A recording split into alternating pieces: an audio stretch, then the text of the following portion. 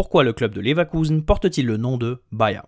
En Allemagne, la règle du 50+1, fixée par la Ligue de football professionnelle allemande, impose qu'un club ne peut être la propriété d'un seul investisseur à plus de 50%. Cette règle, fixée en 1999, a tout de même une exception, qui est surnommée la Lex Leverkusen. Celle-ci stipule qu'est exempté un investisseur qui a considérablement subventionné pendant plus de 20 années ininterrompues, avant le 1er janvier 1999, le football au sein du club mère. Cette exception s'applique ainsi à deux clubs, le Bayer Leverkusen et le VfL Wolfsburg, qui est financé depuis des années par Volkswagen et est maintenant propriété du fabricant automobile. Pour autant, le V dans VfL Wolfsburg signifie Verein, club et non Volkswagen.